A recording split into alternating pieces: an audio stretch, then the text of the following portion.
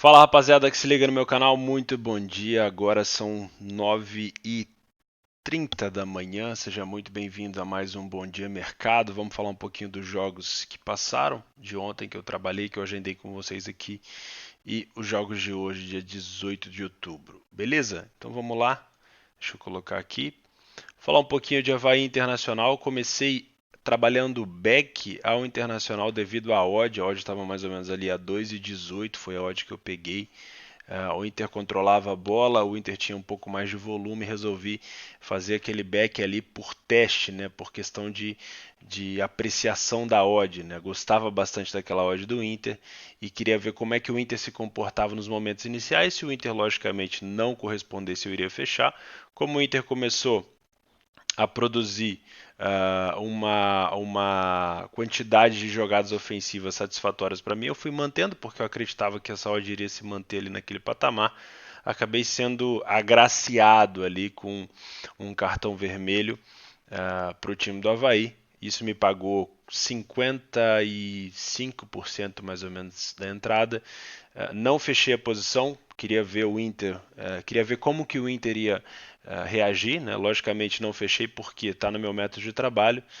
Tinha apenas 4 minutos de jogo no cartão vermelho e eu queria saber, eu estava a favor do Inter e eu queria saber como é que o Inter iria se comportar. Até mesmo uma entrada a favor do Inter depois dessa expulsão, mesmo não tendo pegado essa expulsão, seria de valor porque o Inter ia jogar contra o Avaí que está muito mal. O Inter mostrava vontade, né, ou poderia mostrar vontade depois da entrada, e a saúde provavelmente iria se manter. Se você tivesse um limite de perda ali, seria uma boa entrada, mas eu já estava dentro antes da expulsão. Fiquei, o Inter começou a produzir uma quantidade de jogadas ofensivas muito boas e acabou marcando depois de um escanteio com o Patrick. Patrick que vem jogando muito bem no Inter. Depois a odd foi para 1,14 mais ou menos, né? Ela desceu de 2,18 para 1,44, 1,45. Depois ela veio para 1,14. Daí eu esperei um pouco mais, resolvi ficar um pouco mais na posição até que o Avaí, mesmo com o jogador a menos, começou a chegar, começou a produzir bola parada. Eu falei, não, eu vou encerrar a posição. Não valia a pena também. Tanto é que até os 70 minutos, mais ou menos, ou 80 minutos, a saúde do Inter ficou a 1,14. Então valia sim muito a pena fechar. Só valeria a pena ficar nessa posição back Inter se o Inter tivesse com um volume muito forte para marcar o segundo gol, o que não foi o que aconteceu, né? E acabei pegando o 2-0 do Inter depois no correct score como uma moeda, porque o Inter acabou tendo muito espaço no contra-ataque, o Avaí precisava se lançar.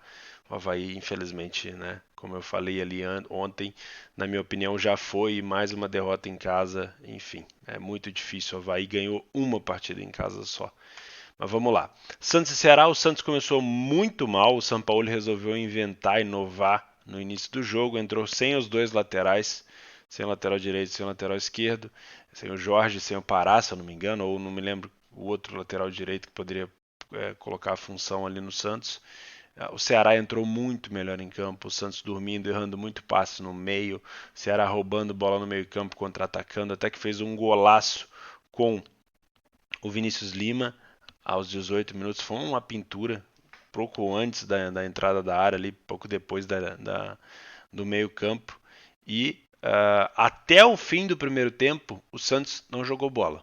O Ceará praticamente dominou as jogadas ofensivas, teve possibilidade de fazer o segundo gol e até o terceiro gol, se fosse, mas não aproveitou. Segundo tempo, o São Paulo já veio com o Pará, né, no lado direito, e depois, uns 5, 6 minutos depois, já colocou o Jorge. Ou seja, o Santos voltou a jogar como o Santos, e aí começou a produzir umas jogadas muito mais ofensivas. O Ceará deixou de contra-atacar na quantidade que estava contra-atacando, e o Santos teve muito mais volume. Acabou que fez um gol de cabeça com o Sacha e depois virou no final do jogo com o Gustavo Henrique. Gustavo Henrique, zagueiro alto, que acabou abandonando o posto já que o Ceará não atacava, para ir lá para a área, e o Santos acabou virando, tá? Eu consegui pegar um lei ao Ceará quando o Santos mostrou mais ou menos aqui, ó, depois dos 52, 50 minutos mais ou menos, depois daquela substituição do Jorge ali, que o Santos mostrou realmente que viria jogar. Eu acabei entrando no Leio Ceará e consegui pegar esse primeiro gol do Santos e aí foi mais tranquilo, praticamente encerrei o jogo nesse primeiro gol. O Fluminense e o Atlético Paranaense eu não consegui acompanhar, primeiro porque não tinha transmissão, o Atlético tem aquela questão de não ter contrato com a Globo e tudo mais, mas como eu havia comentado, eu já esperava um jogo bem laicar, bem despretensioso do Atlético Paranaense, bem de boa. Eles jogam leve ali, como eu falei, por conta do contrato, por conta do bicho do campeonato, e acabaram ganhando do Fluminense. O Fluminense também teve gol anulado e tudo mais, né? Beleza, vamos falar um pouquinho do jogo de hoje, sexta-feira, dos jogos, né? Já temos a volta das ligas nacionais, né? As ligas regionais e nacionais. Acabou a classificação da Euro. Dos times que eu costumo acompanhar para trabalhar a favor, o Paris Saint-Germain vai jogar fora de casa contra o Nice às 15h45, já está separado aqui com uma odd mais ou menos a 1,50. Gosto, né? É um time que eu separo para estar a favor caso o time jogue bem. Vou acompanhar esse jogo. Marquei também aqui o Frankfurt com o Leverkusen. Para mim, um jogo extremamente para gols.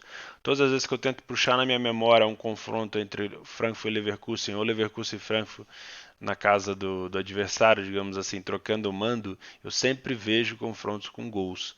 Então, cara, eu vou vir para esse jogo, logicamente, enviesado para trabalhar gols. Logicamente, o mercado já está bem precificado, mas a gente sabe que o jogo pode começar morno e eu posso ter essa oportunidade, mas se tiver a oportunidade de match odds também vou fazer. Granada e Osasuna, eu confesso para vocês que não são dois times que eu acompanho, não são dois times que eu costumo trabalhar, então eu vou deixar de fora, tá? Mas é aquela coisa, eu vou deixar de fora com o radar ligado, caso o Frankfurt e o Leverkusen esteja muito ruim, eu vou deixar o Granada e o Osasuna rodando do lado. Se tiver oportunidade para match odds ou para gols, aí eu vou trabalhar, beleza? Mas não é o foco aqui para mim. E os outros dois jogos, logicamente, da Bundesliga 2, que eu costumo trabalhar bastante. O Aui vai jogar com o Nuremberg, né? A gente tem aqui o Aui na quarta posição, o Nuremberg na sexta. A gente sabe que Bundesliga 2 é um campeonato difícil para se trabalhar match odds de uma maneira convencional, né? Porque um contra-ataque às vezes é suficiente para os caras marcarem gols, mas é importante aqui ficar de olho caso o, o time ou algum dos times dê essa oportunidade para a gente trabalhar o match odds. Eu costumo trabalhar mais a questão de reviravolta, de recuperação no match odds da Bundesliga 2, mas se tiver a oportunidade de trabalhar normalmente eu vou, né? Mas o meu foco total aqui na Bundesliga 2 são os gols.